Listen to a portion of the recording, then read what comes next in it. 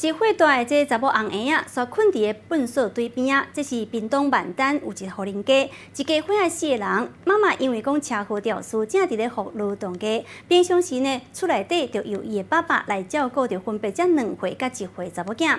全家敢若靠着这个收入户的补助来过生活。厝内底至少有2、3个月以上拢无病，而粪扫堆敢若山共款，囡仔呢就伫咧遮尔垃圾的环境当中来成长。实在是真可怜，就有这志工大家讲招招要来甲伊斗3工大摒扫，希望讲会当互囡仔有一个比较较好的生活环境。这些是你的房间吗？还是？对。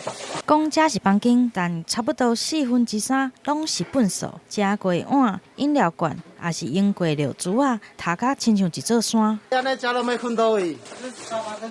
囡仔就困伫咧勉强算是清气的所在，因为厝内毋若房间拢是粪扫。灶骹清几包出来？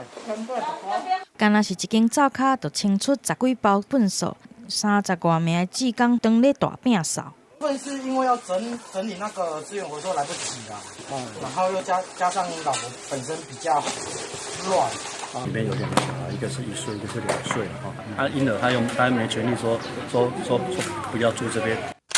就是安尼画面，互人看到会惊。2个才1岁，甲2岁的囡仔，就缀伊的老爸生活伫遮。一家4个人，老母因为车祸，当咧做劳动艺。平常时就是伊的老爸一个人带2个囡仔。原本咧做保险，这几个月死头路，想着要拼出来，就无力，上少有2、3个月无来拼。